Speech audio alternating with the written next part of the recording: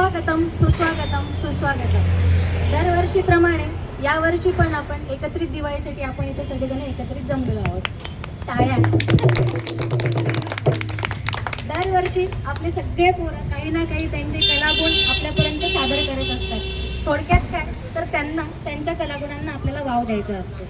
मागच्या वर्षी मी आणि साक्षी पोरांना घेऊन खूप छान कार्यक्रम केला, तो सगळ्यांना आवडला. मग जशी आपली नवीन दिवाळी सुरू येणार तर माझ्या डोक्यात पुन्हा चक्र सुरू झाले की आता यावर्षी आपल्याला काय करता येईल. पण काहीही केलं मला काहीही सुचत नव्हते. माझ्या डोक्यात चक्र चालूच होते. पण ठीक आहे, बघूयात. जशी जशी दिवाळी जवळ यायला लागली माझे चक्र अजून फिरायला लागले. मग सुरुवात करावी म्हणून काय करायचं, जशी सुरुवात करावी पोरांनी आधी व्हॉट्सअप ग्रुप तयार केला. आमच्या व्हॉट्सअप ग्रुपचं नाव दिलं निलंगेकर युवा मंडळ. त्या हरीने केलं आहे ग्रुपचं नाव. आणि हरी थँक्यू, तुला मी आणि सागर काका अजूनही युवा वाटतो. त्यानंतर आता बघू पुढे काय. मध्यंतरी माझा एक मावस भाऊ माझ्या आजोळी जालन्याला गेला होता. माझ्या आजोळचं तिथून आल्यानंतर आमच्या जालन्याचं सगळा वाडा, तिथलं वैशिष्ट्य, तर आमच्या जुन्या आठवणी, लहानपणचे सगळे किस्से, त्याच्यावर त्यांनी अतिशय सुंदर लेख लिहिला. आणि तो लेख वाचल्यानंतर आम्ही सगळे आमच्या मावशा, मामा मामी, आम्ही सगळे भावंड इतक्या जुन्या आठवणी, जुन्या काळात गेलो की कितीतरी दिवस आम्हाला तो विषय बोलला की किती छान आपलं बालपण होतं, किती सुंदर होतं. आणि हे सगळं झाल्यानंतर मला अचानक एक कल्पना सुचली की हे सगळं आम्ही अनुभवलं आहे तेच आपले पोरं पण अनुभवत आहेत. त्यांचं लहानपण, आपली दिवाळी, एकत्रित निलंगेकरांचे आपले एकत्रित सणवार, त्यांची मजा मस्ती, मग तेच आपण त्यांच्या शब्दातनं ऐकलं तर एकत्र कुटुंबाची मजा काय, त्यांचे फायदे काय, त्यांना त्याचं खरंच महत्त्व आहे का, हे सगळं आपण त्यांच्या शब्दातनं ऐकूयात हे मला व्यक्त झाले. मी मुलांना नेहमीप्रमाणे बोलून दाखवलं आणि मुलांनी कल्पना उचलून धरली की आम्ही सगळेजण लिहिणार. त्यामुळे यावेळेसचा आपला विषय आहे निलंगेकरांचे एकत्रित कुटुंब. याच्याबद्दल मुलांच्या शब्दात आपल्याला त्यांच्याकडनं आपण ऐकणार आहोत. खरं तर मी न्यूक्लिअर फॅमिलीत वाढलेली आहे, त्याच्यामुळे मला एकत्र कुटुंबाचा अनुभव नाही आहे. पण माझा आजोळ खूप मोठा असल्यामुळे माणसांची सवय मला आहे. पण इथे आल्यानंतर, लग्न झाल्यानंतर मी एकत्रित कुटुंबात ॲडजस्ट होईल की नाही हे माझ्या आईबाबांना सुद्धा शंका होती. पण इथे आल्यानंतर आपण सगळे एकत्र, आपल्या सगळ्यांचं प्रेम, आपल्या सगळ्यांची मजा, मी सुद्धा इथे खूप छान मिसळून राहिले. मग हेच पोरांनी पण अनुभव घेतलेला आहे, त्यांच्याकडनं आपण ऐकूया आणि सुरुवात करूया निलंगेकरांच्या एकत्रित कुटुंब याच्याबद्दल सगळ्यांना काय वाटतं. सुरुवात करूया लहानांपासून. सगळ्यात आधी आपल्यासमोर व्यक्त होईल ईशानी तिच्याच शब्दात.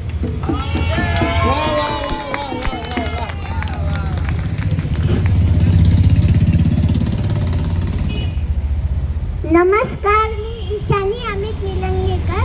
मला हे बोलताना खूप अभिमान होतो कारण निलंगेकर ऐकून आणि बोलून मला परभणी, औरंगाबाद, नगर, पुणे, कोठा आणि बँगलोरची आठवण येते.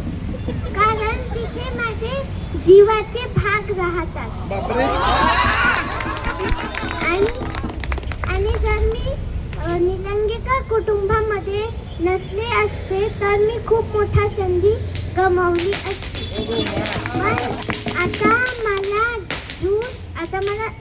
आता मला जसं परिवार पाहिजे होते तसंच मला कुटुंब भेटले.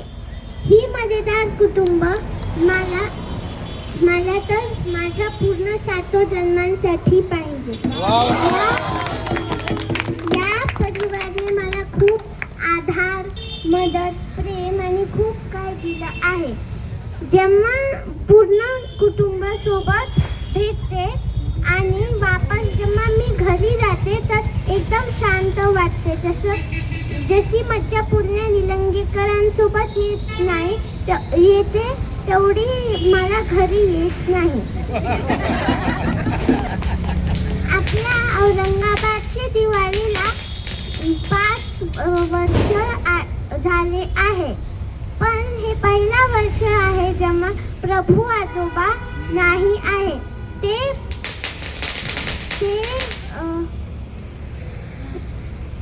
ते दर दिवाळीच्या वेळेस आजोबा मला खूप भावापासून लाड करायचे आणि म्हणायचे, अंघोळ झाली का, आज उठणं लावून घे. त्यांना माझे गाणे खूप आवडायचे. आबानेच मला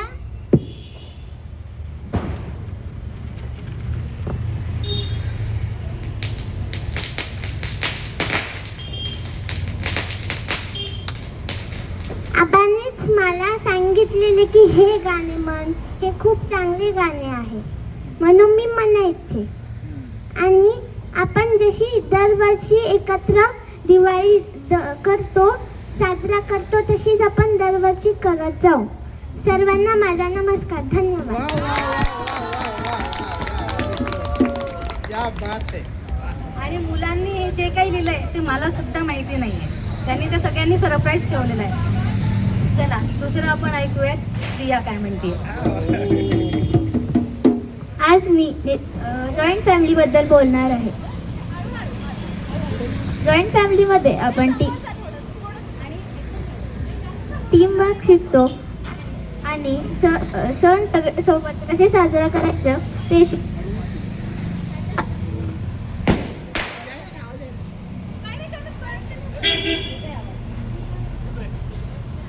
आता मी नाही तिचा आवाज नाही.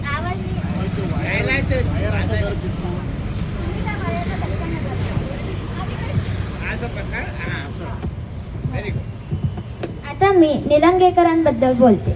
पहिले भाऊ आजोबांची संत्र्यांच्या गोळ्या, मालती आजीचे श्लोक, मंगल आजीचे मोबाईल, आईचे गाणे, बाबांची झोप, काकीचा लाड, सागर काकाचे शिस्त, अजय काकाचे शिकवणे, सीमा काकूचा अभ्यास, तनुताईचा केक, गौरीताईची 2x स्पीड,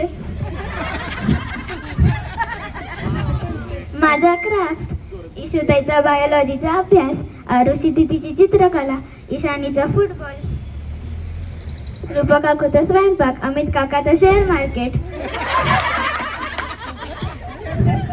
ओम दादाचा क्रिकेट, हरिदादाची बासुरी, अश्विनी काकूची ज्वेलरी, योगेश काकाचा ऑफिस, आजी आजोबांचा टीव्ही, संजू काकाची प्रिया बाईक, श्रेयस दादाची कॉमेडी, तेजस दादाचं एक्सप्लेनेशन, वैशू काकूचं केस कापण्याचं दुकान,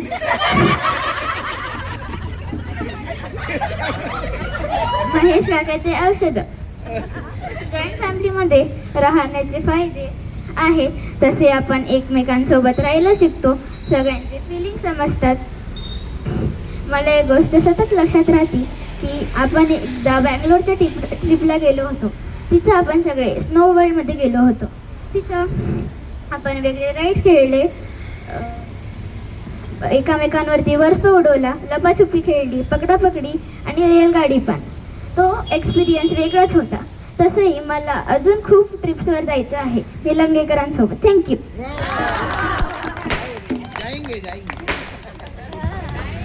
चला आपल्या समोर आता येतोय ओम. निलंगेकर सगळ्यांना अवघड वाटणारं आडनाव, पण मला वाटत नाही व इतर निलंगेकरांना पण असंच वाटत असत. मला माझे मित्र म्हणतात, तुझं नाव एवढं छोटं ओम आणि आडनाव एवढं मोठं निलंगेकर, मस्त कॉम्बिनेशन. मला असे खूप जण दिसले त्यांना आपलं आडनाव पहिल्यांदा वाचताच आलं नाही. आपलं निलंगेकर कुटुंब आडनावाप्रमाणे मोठं, बाहेरून थोडं कडक, शिस्तप्रिय, पण आतमधून अतिशय प्रेमळ. आपल्याला अवतीभोवती असे अनेक नाती असतात, त्या किती म्हणलं तरी विसरू शकत नाही. तसंच आहे निलंगेकर परिवार. मी जेव्हा कुणाला सांगतो की मला एवढ्या काकू काका भाऊ बहीण, तेव्हा त्यांना विश्वास बसत नाही. आम्ही सगळे भाऊ बहीण म्हणजेच निलंगेकरांचे युवा मंडळ यांना कुठे घेऊन जा म्हणजे त्यांना मजा येईल असं काही नाही आहे. आम्ही सगळे एकत्र असलो ना तरी आम्ही तो क्षण मजेशीर बनवतो. ही निलंगेकरांची 5वी दिवाळी. प्रत्येक दिवाळी यादगार व नेहमी आठवणीत ठेवण्यासाठी सागर काका व तृप्ती काकू हे अनेक उपक्रम राबवतात. या सणांमुळे कुटुंब एकत्रित येतं व खूप मजा, गप्पा, आनंदाचं वातावरण राहतं. आपले कुटुंबाचे सदस्य म्हणजे आपले काका काकू असं काही नसतं, तर ते असतात आपले मार्गदर्शक, मित्र, हसवणारे, गुरु, शिक्षक. जसं अजय काका व सीमा काकू. मला नाही तर आमच्या प्रत्येक भावंडांना त्यांनी खूप काही मार्गदर्शन व शिकवले आहे. मी अजय काकाकडे नेहमी संस्कृत शिकायला येत असतो. जन्मता एक मुलगी एका कुटुंबाचा भाग बनतो. कुणाला मोठ्या कुटुंबात तर कुणाला छोट्या कुटुंबात, पण कुटुंब ते कुटुंब असतं. पण कुटुंबाला धरून चालणे आजकाल खूप अवघड झाले आहे. पण आपल्या निलंगेकरांच्या जावांनी मिळून हे कुटुंब अजून जवळ आणलंय. मलाच काय, प्रत्येक मुलाला आपल्या कुटुंबाकडून अनेक गोष्टी, संस्कार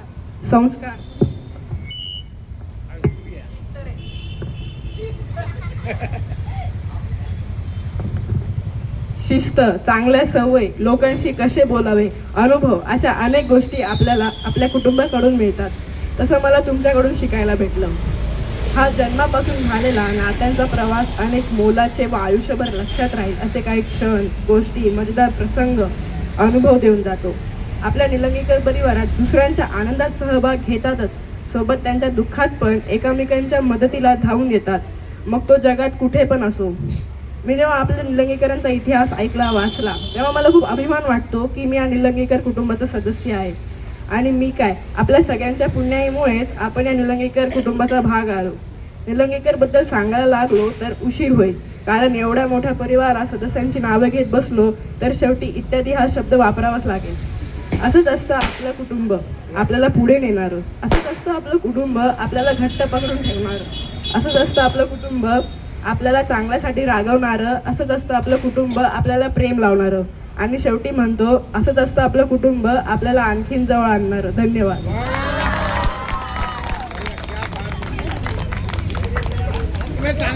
अतिशय छान बोललाय हो. चला आता आपल्या समोर येते आरुषी. नमस्कार, माझं नाव आरुषी निलंगेकर. आपलं निलंगेकर कुटुंब खरंच खास आहे.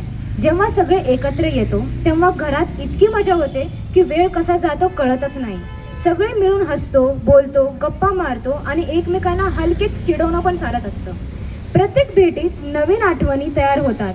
छोट्या छोट्या गोष्टींमध्ये खूप मजा येते आणि एकमेकांसोबत प्रत्येक दिवस खास वाटतो. आपल्या कुटुंबाकडून खरंच शिकण्यासारखं खूप काय आहे. एकत्र राहणं, सगळ्यांची मदत करणं, नाते जपणं, अजून खूप काही. अजय काकाकडून संस्कृत शिकणे हे माझ्यासाठी एक खास अनुभव होता.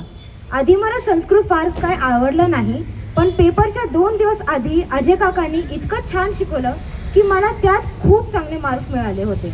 त्यातच बरोबर सागर काका आणि तृप्ती काकूंनी थोडं शिस्तही गोडपणे लावलं. तर तनुताईकडून करिअर गायडन्स पण मिळाले. काम करणे आणि अशा अनेक चांगल्या गोष्टी मी शिकले. माझ्यासाठी सगळ्यात अविस्मरणीय दिवाळी म्हणजे कोठ्याची.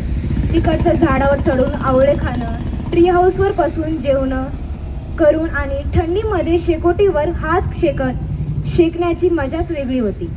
या वेळेसची माझी पहिली दिवाळी आहे की ज्यात आबा माझ्यासोबत नाही. त्यांची खूप आठवण येते. प्रत्येक वर्षी सणाच्या वेळेस त्यांचा पहिला फोन असायचा. मला नेहमी वाटतं की माझ्याकडे गायन आणि चित्रकलाचे गुण हे तर त्यांच्याचकडून आले आहे. एक व्यक्ती किती विनम्र असू शकतं हे मी त्यांच्याकडून शिकले. दुसऱ्यात सुख जरी असले तर ते आपलं समजून घ्यावं आणि तेवढ्याच प्रमाणात सहभागी व्हावं हे मला त्यांच्याकडून कळलं. In my language, he is the all rounder person. आपलं कुटुंब म्हणजे फक्त घर नाही तर एक छोटी दुनिया आहे जिथे प्रत्येकाचा प्रेमळ स्पर्श आणि एकमेकांची साथ सतत जाणवते. अनेकदा माझे मित्रमैत्रिणी विचारतात, अशी कुटुंबाची साथ आजकाल कुठे मिळते? आणि खरंच ही साथ आणि एकत्रितपणा हाच माझ्या आयुष्यातला सर्वात सुंदर भाग आहे. एक छोटीशी कविता केली आहे मी. निलंगेकरांचं घर म्हणजे आनंदाची शाळा. निलंगेकरांचं घर म्हणजे आनंदाची शाळा, हसणं, खेळणं आणि आठवणींची माळा. एकत्र येतो जेव्हा सगळा परिवार, तेव्हा होते मजा आणि भरपूर धमाल. थँक्यू. आपल्याला वाटलं सुद्धा नाही पोरांमध्ये इतके छान गुण आहेत आणि इतके ते चांगले व्यक्त होत आहेत. चला इशूबाई. ईश्वरी बोलणार आहे काय आवाज? ईश्वरी बोलणार, आज ईश्वरीचा आवाज ऐकणार.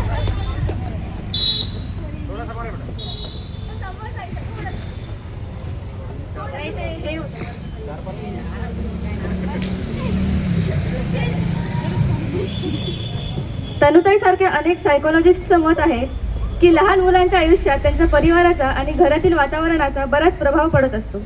लहानाचे मोठे होत असताना आपल्या आवडीनिवडी, स्वभाव, सवयी या देखील आपण घरातील मोठ्यांना पाहूनच ठरवतो. यामुळे एक आनंदी आणि प्रेमळ कुटुंब मिळणं अत्यंत आवश्यक असते. या बाबतीत तर आपण सारेच निलंगेकर फारच नशीबवान आहोत. सगळे एकत्र आले की फक्त मजा आणि मस्ती. माझ्यासारख्या शांत स्वभावाचे व्यक्ती करता तर हे वातावरण खूपच गरजेचे होते. नाही म्हणजे मी शांत आणि सारा कुटुंबही शांत म्हणजे तर झालंच असतं. परिवारात अनेक लोक असण्याचा आणखी एक फायदा म्हणजे असा की प्रत्येक व्यक्तीकडून काही ना काही शिकायला मिळतं. महालक्ष्मी असो किंवा दिवाळी सारख्या सणांना एकत्र येऊन मजा करायची आतुरता तर कित्येक महिने आधीपासूनच वाटायला लागते. गप्पा मारायला सगळे बसले की वेळ तर कसा जातो हे कळतच नाही. गप्पा गोष्टी, जुन्या आठवणी, हमारे जमान्याचे किस्से ऐकायला तर मजाच येते. एकत्र असल्यामुळे मजा डबल असते हे नक्की, पण कामही डबल होतात. पण सगळे कामं मिळून आणि आनंदाने केले तर कधी होतात हे कळतही नाही. आम्ही तर सगळे भावंड सारख्याच वातावरणात मोठे झालो, त्यामुळे तसा काही फरक जाणवत नाही. पण जेव्हा आम्ही शाळा, कॉलेज किंवा कुठेही बाहेर पडलो तर आमच्याच वयाच्या मुलां मुलींमध्ये आणि आमच्यामध्ये किती फरक आहे हे जाणवतं. त्यावेळी या मिळून मिसळून आणि एकत्रित राहण्याच्या सवयींमुळे स्वतःवरच झालेल्या संस्कारांचा आणि सवयींचा फायदा दिसतो. तसं आम्ही फार सभ्य वगैरे नाही, पण आजकालच्या या जेनजी पिढीपेक्षा बरेच सुधारलेले आहोत. त्यामुळे तुम्हाला सर्वांना स्वतःवर आणि आमच्यावर अभिमान असायला हवा. सणासुदींच्या दिवसात घरातील साफसफाई व इतर कामांसह स्वतःचा अभ्यास सर्व एकत्र मॅनेज केल्याने पुढे वर्क लाईफ बॅलन्स करणं नक्कीच सोपं होईल. हो, तसा येतो कधी कधी कंटाळा, पण तरी आळस आणि कम्फर्ट झोन सोडला तरच पुढे जातो हे मात्र नक्की. आणि प्रत्येकाचं क्षेत्र पाहता आपल्यासाठी काय बरोबर असेल व त्या त्या क्षेत्रातील लोकांचे मार्गदर्शनही मिळते. अव्यवस्थित काम केलं तर रागवणे खायची इतकी सवय झाली आहे की पुढे एखादा खडूस बॉस मिळाला तरी आम्ही मात्र काही ताण घेणार नाहीत.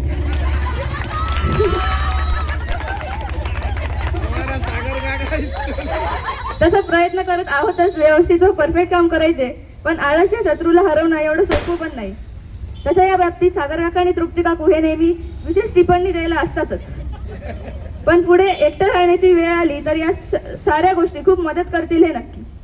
मोठ्या एकत्र कुटुंबाचा आणखी एक फायदा असा की एकाच विषयाबद्दल अनेक व्यक्तींचा दृष्टिकोन कसा वेगवेगळा आणि मतं वेगवेगळे जरी असले तरी शेवटी सर्वच बाजूंनी विचार करून एका योग्य निर्णयावर कसे यायचे हे कळते. मित्रमैत्रिणींसोबत चर्चा करताना कधी बोलता बोलता फक्त एवढं तरी सांगितलं की दिवाळीला आमच्याकडे 40-50 लोक असतात तर त्यांना तर आश्चर्याचा धक्काच बसतो. त्यांच्या मनात येते की एवढं सगळं कसं मॅनेज करता तुम्ही, किती मजा. काहींच्या मनात येते की किती मजा येत असणार, तर काहींना एकत्र कुटुंब फक्त TV सिरियलमध्ये पाहिलेले आहे असे प्रश्न विचारतात. मग काही भांडणं नाही होत का तुमचे, फॅमिली ड्रामा वगैरे नाही होत का, हे सगळं ऐकल्यावर तर हसूच येतं. आम्हाला तर कोणी असं सांगितलं की काका वगैरे सोबत राहत नाही तर आणि आमचं जमत नाही, असं खरं असू शकतं हे वाटतच नाही. दिवाळीकरता घरासमोर मंडप टाकणे हे तर मी पहिल्यांदाच पाहिले. पण या सगळ्या गोंधळातही सगळ्या काकूंची एक मजा असते. कडक वातळ कशाही झालेल्या चकल्या साऱ्या फराळासोबत एकत्र करायच्या आणि मला काहीच कळणार नाही असं दाखवायचं. पण या सगळ्या गोंधळातही सगळ्या काकूंची एक मजा असते. कडक वातळ कशाही झालेल्या चकल्या साऱ्या फराळासोबत एकत्र करायच्या आणि आम्हाला काहीच माहिती नाही असं दाखवायचं. खरंच प्रत्येक क्षण हसत खेळत जातो आणि हे दिवस कसे जरा जरा संपतात हे लक्षातही येत नाही. आपण सारेच खरंच खूप नशीबवान आहोत की आपण या परिवाराचा भाग आहोत. थँक्यू.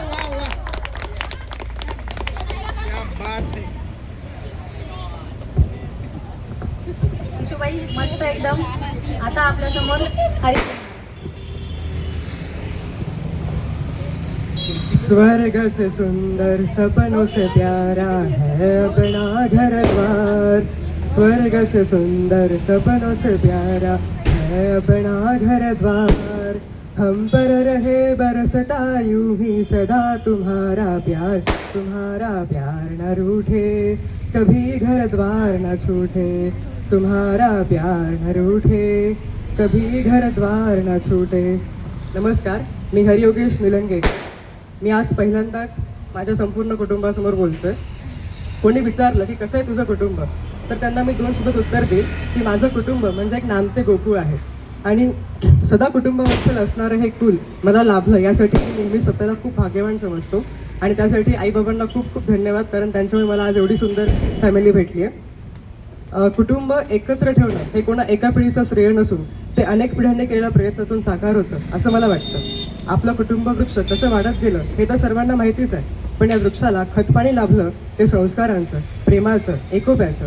आपल्या वडछेच्या शेतामध्ये विहिरीवर नारायण गोविंद असं कोरलेलं आहे. यावरून त्या दोघा भावात किती बंधुप्रेम असेल हे कळतं. पण मला वाटतं की आज आपण सगळे एकत्र आहोत ते आपल्या कुटुंबातील सर्व महिला मंडळांमुळे. नुसते भाऊ एकत्र येऊन नुसते भाऊ एकत्र नाही येता महिलांनी सुद्धा हे कुटुंब बांधून ठेवण्याचा कायमच प्रयत्न केला. आणि त्यात सगळ्यात जास्त श्रेय हे आत्ताची आपली सगळ्यात मोठी जनरेशन म्हणजे आपले आजी आणि आजोबा यांना जातं. त्यांच्यामुळेच आणि तोच वसा तुमच्या जनरेशननी पुढे घेतला आहे. आणि सगळे दिवाळीमध्ये सगळ्या महिला मंडळी माहेरी जातात, पण तुम्ही सर्वांनी माहेरी न जाता आपलं माहेर कॉम्प्रोमाइज करून इथे सासरी आलं आणि आमच्या पिढीमध्ये एकोपा वाढावा, आम्ही सगळे नवीन जनरेशन एकत्र यावी आणि आमचं प्रेम वाढावं, यासाठी तुम्ही आपलं माहेर कॉम्प्रोमाइज करून इथे आलात. पण असा अर्थ नाही की सासरी मला आनंद येत नाही, बट तरीही तुमचं जे कॉम्प्रोमायझेशन आहे ते खूप म्हणजे आमच्यासाठी खूप मोठं आहे. क्या बात है.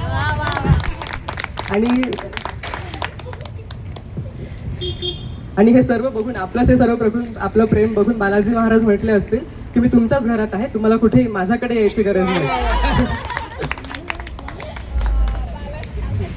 आणि मी यावेळी इथे माझे अनुभव आवर्जून सांगेन की माझा मधला काळ थोडासा माझा डाऊनफॉल चालू होता आणि त्या काळात उद्धट पण आलं होतं मला. आणि त्यावेळी फक्त आईबाबा आपल्यासोबत असतात, पण माझ्या बाबतीत फक्त आईबाबाच नाही तर माझे सर्व कुटुंब माझ्यासोबत होते. अजय काका तर अगदी खंबीर पाठीशी उभा होता माझा. आणि त्यामुळे अजय काकाशी माझं नातं जे आहे म्हणजे तो कधी कधी खूप अगदी जवळचा मित्रासारखा मला वाटतो. आणि अजय काकाकडे केव्हा पण येऊ शकतो. अगदी माझं एक्झामचं हॉल तिकीट विसरलं असेल झेरॉक्स काढायचं तर रात्री 11:30 वाजता, आणि सकाळी मॉर्निंग वॉकला आलो असेल तर सकाळी 5 वाजता. त्यामुळे अजय काका म्हणतो की हरी कधी सामान्य माणसांसारखा येत नाही, एक रात्री येईल नाही तर सकाळी पहाटे येईल.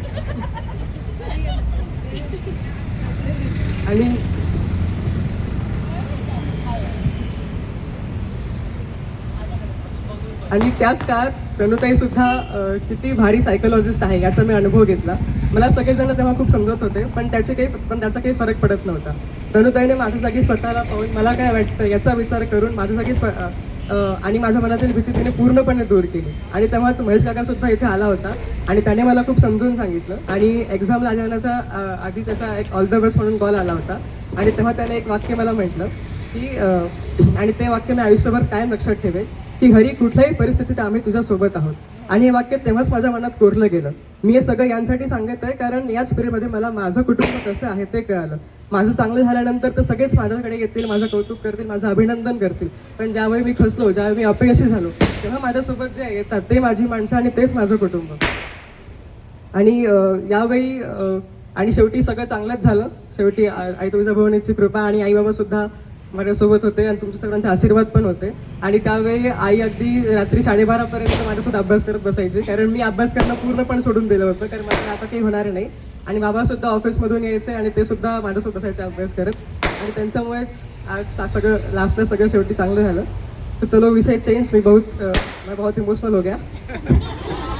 माझा प्रत्येक दिवाळी आणि दसरा मोठी आजी आणि रावसाहेब काकांच्या आठवणींशिवाय अपूर्ण असतो. आणि मोठी आजीनंतर तेवढंच सगळ्यांवर प्रेम करणारी आणि सर्वांचा विचार करणारी म्हणजेच तृप्ती काकू. आज फक्त तिच्यामुळे हे सगळं शक्य आहे. आम्ही सर्व इथे येतो, इथे बोलतो. भरपूर काही कार्यक्रम आहेत, त्याच्यानंतर सुद्धा भरपूर काही कार्यक्रम आहे, तर ते तिच्याच कल्पनेमुळे. आणि सॉरी या सागर काका, मी यावेळेला महिला मंडळ जास्ती क्रेडिट देतो त्यामुळे तिचं नाव पहिलं घेतलं नंतर शेवटी महिला विशेष.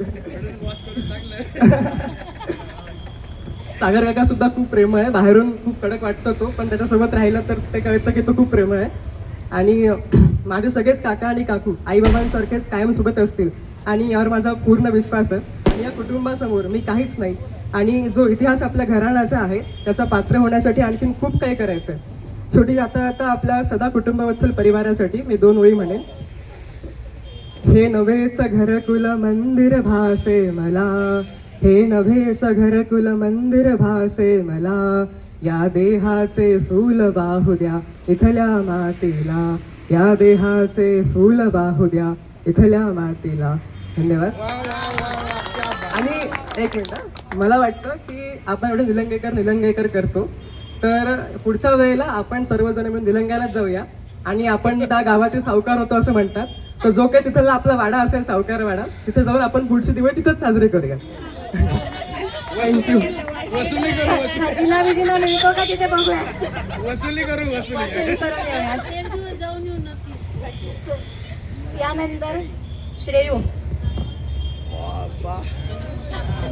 नमस्कार. हा, नमस्कार. निलंगेकर म्हणजे अभिमानाचा प्रतीक, गाण्याचा सूर. निलंगेकर म्हणजे अभिमानाचा प्रतीक, गाण्याचा सूर, मिठाईतला गोडवा.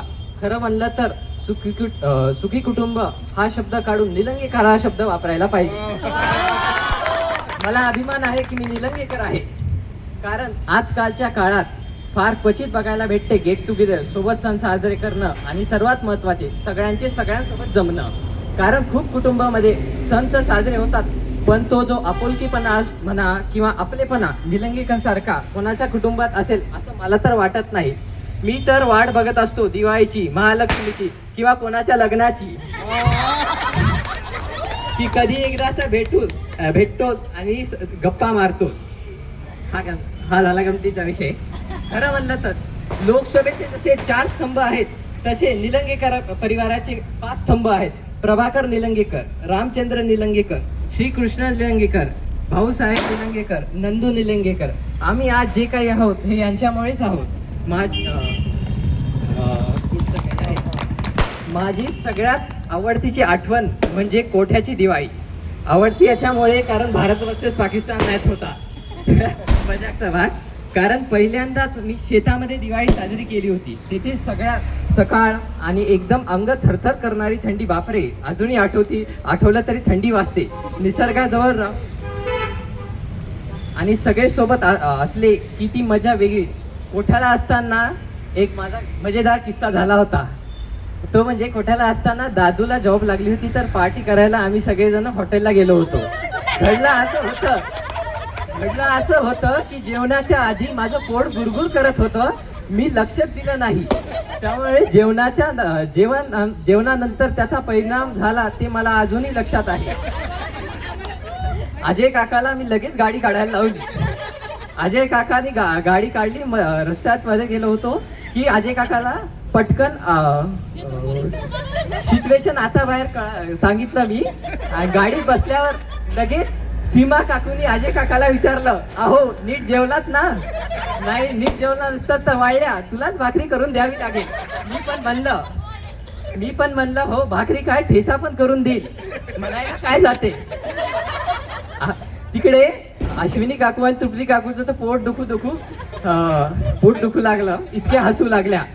कसं तरी सिच्युएशन ताब्यात आली. लवकर आम्ही गेलो. यामुळे हा किस्सा माझ्या आयुष्यभर लक्षात राहील.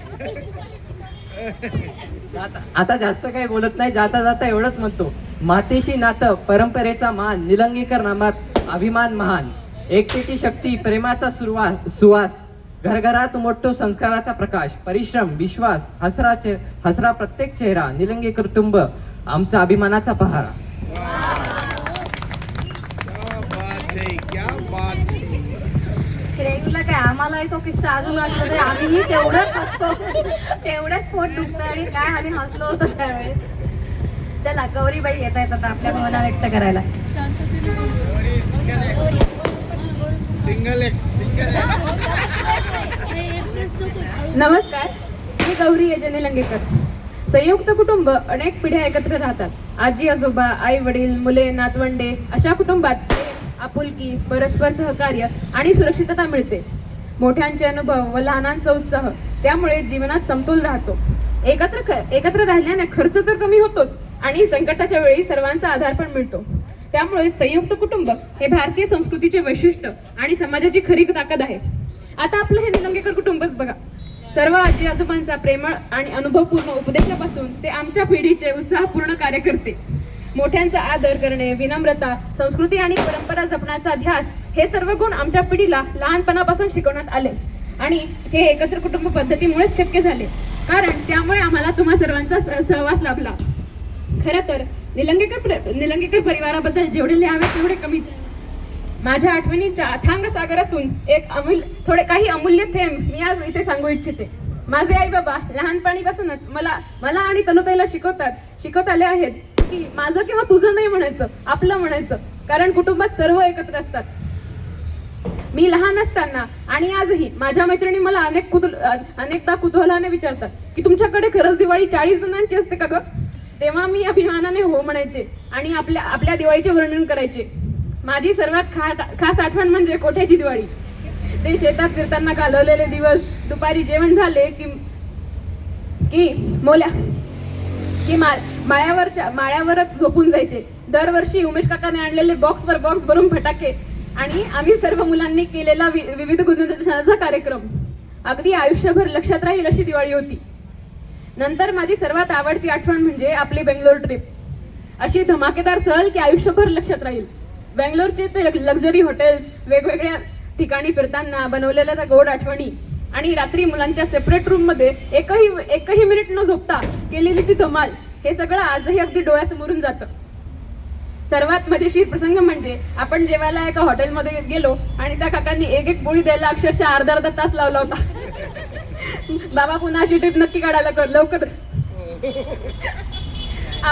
आपल्या कुटुंबाचा माझ्या आयुष्यावर खूप खोलवर प्रभाव पडला आहे. मला प्रेम, आपुलकी, एकमेकांविषयी आदर आणि कौतुक या मूल्यांची जाणीव झाली. आपल्या कुटुंबातील मुलांना नेहमी स्वावलंबी, कणखर, आयुष्यातील प्रत्येक आठवणींना ठामपणे सामोरे जाण्याचे संस्कार मोठ्यांकडून मिळाले आणि हे सुद्धा एकत्र कुटुंबामुळे शक्य झाले.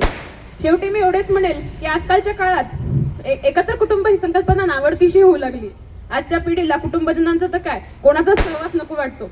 या परिस्थितीमध्ये आपल्या निलंगेकर कुटुंबाकडे लोक एक आदर्श म्हणून पाहतात.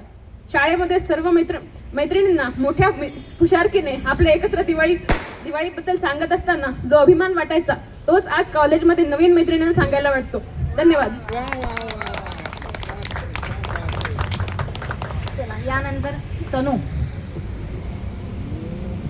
सगळे इतकं अनएक्सपेक्टेड चांगलं बोललेत, मला खरंच वाटलं नव्हतं. खूप छान. सगळ्यांचं खूप खूप कौतुक माझ्याकडून. पुढे म्हणजे मला असं वाटतं की आपलं जे कुटुंब आहे ते एक सुंदर गोफ आहे. ती म्हणजे प्रेमाची आणि आधाराची, एकतेची, सगळ्याच गोष्टींची एक सुंदर गोफ. लहानपणापासून मी संयुक्त कुटुंबातच वाढले, सगळ्यांसोबत एकत्र. म्हणूनच हा जो शब्द आहे कुटुंब, हा माझ्या आयुष्यामध्येच खूप एका खोल अर्थाने रुजलेला आहे असं मला वाटतं. आणि अनेक जण म्हणतात की जॉईंट फॅमिलीमध्ये राहणं कठीण असतं, पण मला असं वाटतं की ते एक ब्लेसिंग आहे, तर आशीर्वाद आहे आणि तो प्रत्येकाला नाही मिळत. तो आपण त्याच्याकडे म्हणजे सारखं बघितलं पाहिजे.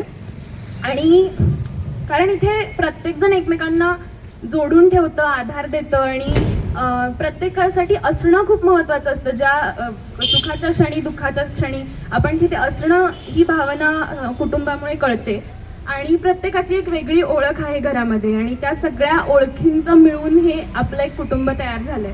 आणि ते कुटुंब माझ्या तर आयुष्याचं मूळ आहे असं मला वाटतं. म्हणजे तिथे प्रेम आहे, शिस्त आहे, आधार आहे आणि परंपरा सुद्धा चांगल्या पद्धतीने जपल्या जातात. त्याचं एक सुंदर मिश्रण. आणि घर हा शब्द तर माझ्यासाठी केवळ जागा नाही, ती म्हणजे एक भावना आणि सगळी माणसं आहेत.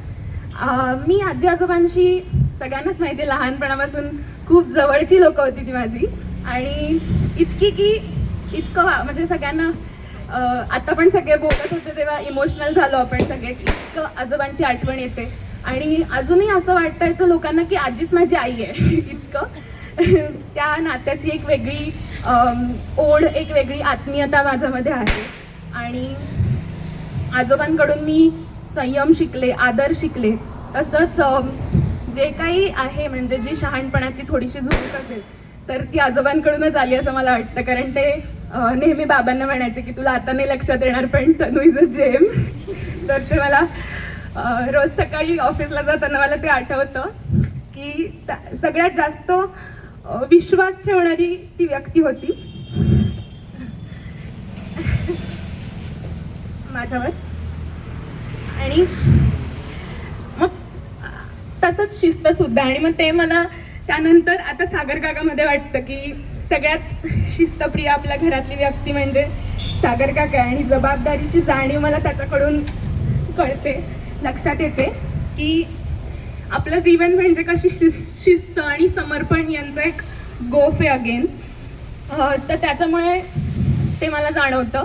आणि उमेश काकाकडे बघून मला नेहमी खूप प्रेरणा मिळते. ती आपल्यातलं एक प्रेरणादायी व्यक्तिमत्व आहे की मोठं स्वप्न कसं बघायचं, त्याच्यानंतर रिस्क घेऊन आपण ते कसं साकार करू शकतो. कारण बऱ्याचदा असं होतं की आपण खूप स्वप्न पाहतो, पण ते घेण्यासाठी, ते पूर्ण करण्यासाठी ती जी रिस्क आहे ती आपलं मन इतकं धजावत नसतं. तर त्याच्याकडे बघून ती प्रेरणा मिळते की आपण चलो करो. ते मला खूप छान वाटतं आणि तेच यशाचं रहस्य असं मला वाटतं. आणि त्याचं जीवनही असं आहे की त्याच्याकडे बघून आपण ते म्हणजे शिकू शकतो. त्यानंतर महेश काका आणि वैशू काकू तर मला असं वाटतं की एकदम काळजीवाहू आणि समजूतदार व्यक्ती आहेत आणि ते त्यांच्याकडे प्रभू आजोबांकडूनच आलंय, त्यांच्या शिकवणीतून की आपल्या घरातल्या परंपरांचा आत्मा ते आहेत असं मला वाटतं. ते सगळं जपून ठेवणं, त्या गोष्टी सगळ्या अंमलात आणणं, करणं, हे सगळं त्यांच्याकडून मी बघते. आणि अमित काका, रुपा काकूचं वागणं तर इतकं आपुलकीचं आहे की मला पुण्यात गेल्यानंतर आपलं घर आहे ही जी भावना आहे ती त्या दोघांमुळेच अजूनही जिवंत आहे की आपलं पुण्यात गेलं की अच्छा अमित काका आहे ना, मग काही नाही असं. आणि आता पण येताना जो प्रॉब्लेम झाला होता तेव्हा मला पहिल्यांदा आठवलं, बाबांना म्हणलं की नाही मी अमित काका, रुपा काकूला फोन करते, बघू आपण कसं तरी मॅनेज करू. सो ते एक आहे की आपल्याच घरासारखं वाटतं. आणि त्यानंतर अश्विनी काकू, योगेश काका, नंदू आजोबा, आजी, संजू काका, त्यांच्याकडे बघून असं वाटतं की आपला उत्साह आणि आनंदाचे ते प्रतीक आहेत आपल्यातले, की कुणालाही काही अडचण आली तरी ते असतात. तसंच फक्त अडचणीत नाही तर त्याच्यामध्ये एक एकजुटीची भावना असते. सुखाच्या क्षणी सुद्धा ते आपल्यासोबत असतात, तर ते सेलिब्रेट करण्याची ऊर्जा मला त्या दोघांकडून मिळते. तर ते आहे ती आपुलकी, त्याच्यामुळे आपण सगळे एकत्र राहू शकतो. आणि माझ्या दोन्ही काकू, आशू काकू, तृप्ती काकू तर माझ्या मैत्रिणी आहेत, सगळ्यांना माहिती आहे की म्हणजे त्यांच्यासोबत ज्या पद्धतीचं बॉन्डिंग आहे, ज्या गप्पा आहेत त्या आय डोंट थिंक सो की परत कोणासोबत होऊ शकतील, त्या पद्धतीचं असणं. आणि अगेन कुटुंब एक मोठा मिठाईचा डब्बा आहे असं मला वाटत राहतं की प्रत्येकाची एक वेगळी चव आहे, प्रत्येकजण एक वेगळी मिठाई आहे. आणि दिवाळीच्या सणाला तर याचं सौंदर्य जास्त उजळून निघतं. 50 लोकांसोबत दिवाळी करणं सोपी गोष्ट नाही आहे. त्याच्यासोबत संघटन आहे, व्यवस्थापन आहे, एकमेकांप्रतीचा आदर आहे, या सगळ्या गोष्टी आपण जपून ठेवल्यात. आणि शेवटी last but not the list, आई बाबा ज्यांनी लहानपणापासून ते गौरी जसं म्हणाली तसं रुजवलं मनामध्ये की एकत्र कुटुंब म्हणजे काय असतं. बरेच जण मला म्हणतात की मी रडकी आहे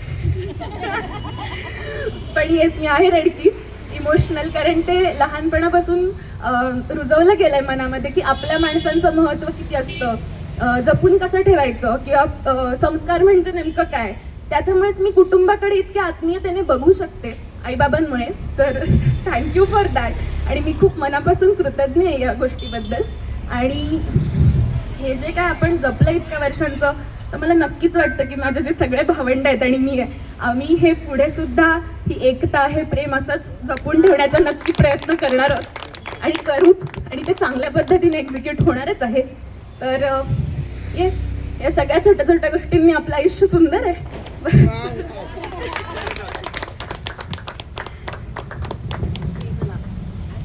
सगळेच इमोशनल झालेले आहेत, सगळे इतके छान बोलतील असं मला सुद्धा वाटलं नव्हतं. चला तेजू. हॅलो, सगळेजण फारच इमोशनल झालेत. तर आता थोडीशी मजेदार कविता केली आपल्या कुटुंबाबद्दल, कारण सगळ्यांनी ऑलमोस्ट सगळ्या गोष्टी कव्हर केल्या. खूप सुंदर बोललेत, लहानापासून मोठ्यापर्यंत सगळे खूप सुंदर बोललेत. तर मी पण माझी एक छोटीशी कविता सादर केली. तर कवितेचं नाव आहे माझे कुटुंब. जर मला शाळेत निबंधाला माझे कुटुंब हा विषय असता तर तो लिहिण्यास 1000 वाक्य सुद्धा कमी पडली असती. आणि मी आपल्या कुटुंबाबद्दल लिहिताना अख्खी उत्तरपत्रिकाच भरली असती. पहिल्या पानावर मी आपल्या पूर्वजांचा महिमा मांडला, आपल्या कुटुंबाच्या एकतेचा ध्यास त्यांनी बांधला. आम्ही धन्य की आम्हाला असे आजी आणि आजोबा लाभले, त्यांनीच आपल्या एकत्र कुटुंबरूपी वटवृक्षाचे बी पेरले. कुटुंब हे प्रेमाने आणि आदराने म्हणतात हेच त्यांनी जाणले. चुलत मावस नव्हते कोणी, सगळे सख्खे मानले. पूजनीय आहे त्यांचे व्यक्तिमत्व आणि वंदनीय आहेत त्यांचे चरण. त्यांच्यामुळे होत गेले या बीजाचे वटवृक्षात रूपांतरण.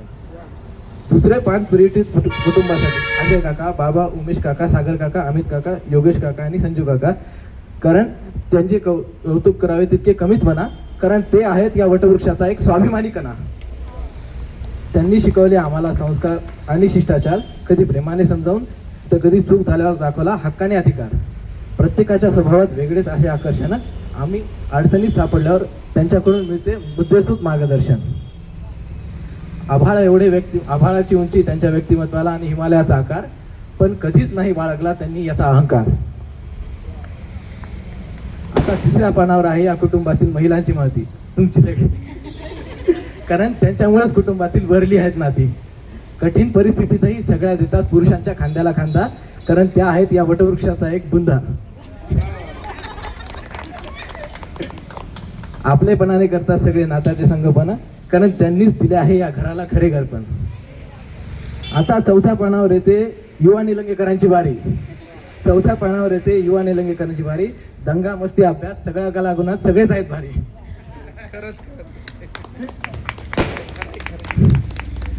आम्ही अटकेपार झेंडा लावू, फक्त हवी आम्हाला मोठ्यांची साथ.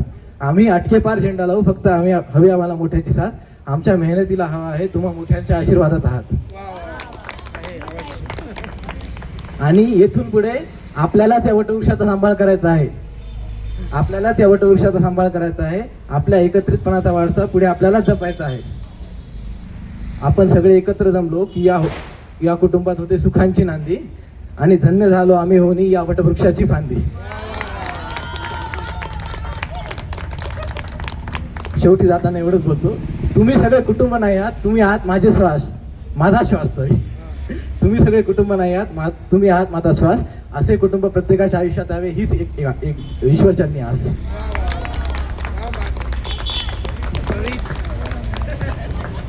अतिशय छान कविता केलेली आहे.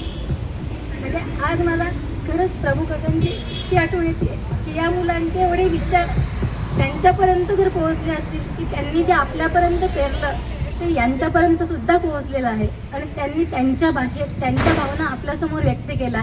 आणि माझा जो उद्देश होता की खरंच आपल्याला जे वाटतं ते त्यांना सुद्धा वाटतं का, हे जे मला घ्यायचं होतं, आपल्या सगळ्यांसमोर आणायचं होतं, ते यावेळेस सगळ्या पोरांनी परिपूर्ण त्याच्यात ते उतरलेले आहेत. आणि आज आपल्या सगळ्यांकडून, मुलांकडून प्रभू काकांना हीच एक श्रद्धांजली की आम्ही याच्यानंतर हाच वारसा पुढे चालवत राहू.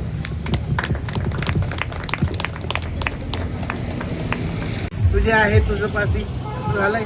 आणि म्हणजे ईशानी सुद्धा इतकं चांगलं बोलू शकते.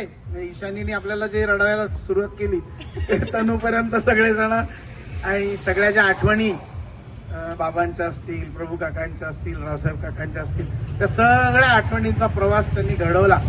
तो पहिला जो अध्याय होता खरंच ते इतकं टचिंग होतं. आणि यांच्यापर्यंत हे सगळं रुजत खाली ते जसं पाणी पावसाचं पडलेलं जसं खालपर्यंत जातं, तसं ते आपल्याला आता ही ग्राउंड वॉटर लेवल आपली इतकी उंचावलेली आहे हे आपल्याला सगळ्यांना जाणवलं. आणि आपण तर सगळे त्याचे पुरस्कर्ते आहोतच. पण सागर आणि तृप्ती याचं सगळ्यात जास्त क्रेडिट या दोघांना. कारण या पोरांना जे मोल्ड करण्याचं, म्हणजे आपण तर आपल्याला सगळ्या गोष्टी म्हणजे आपल्याला माहिती असतं की असं हे, पण या पोरांमधलं टॅलेंट म्हणजे संस्कृतमध्ये एक ओळ आहे की अयोग्य पुरुषो नास्ती योजकस्तत्र दुर्लभ. या जगामध्ये परमेश्वराने असं कोणताच व्यक्ती निर्माण केला नाही की ज्याच्यामध्ये काहीच गुण नाही आहेत, तो अयोग्य आहे सगळ्या गोष्टीला, असं नाही. पण त्यातली योग्यता ओळखण्यासाठीची पारख लागते. तो एखादा पारखीच करू शकतो. जसा रत्न पारखी असतो, त्याला कळतं की हा दगड नाहीये, हा हिरा आहे, हे माणिक आहे. आणि त्या प्रत्येकाचं मूल्य जाणून तो त्याच्यावर संस्कार करतो. तर आमच्यापेक्षाही जास्त संस्कार हे दोघं जण या पोरांवर करतायत सगळ्यांचा, आणि त्याचं हे रिफ्लेक्शन. त्यामुळे आणि हा अखंड प्रवाह असा सतत सुरू राहो. आणि या पोरांच्या प्रत्येकाच्या याच्यातनं एक गोष्ट तुम्हाला जाणवली असेल की त्यांना प्रत्येकाला कोठ्याची दिवाळी आठवतीये. त्यामुळे मला असं वाटतं की 5 वर्षानंतर एकदा पुन्हा आपण कोठ्याला असं करता येतं ते त्याचं नियोजन करू. पण 5 वर्ष झाले त्यामुळे 6वं वर्ष पुन्हा कोठ्याला जाऊ शकतो काही असा आजपासूनच विचार करा.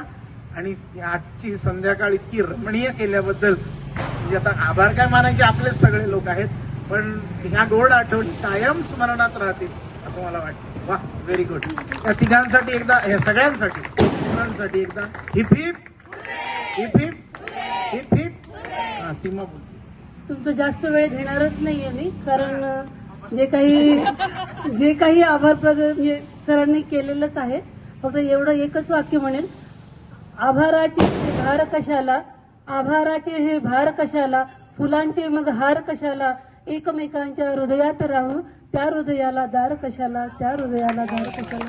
धन्यवाद. जेवणाचा कार्यक्रम आहे, सगळ्यांनी त्याची वाट पाहावी.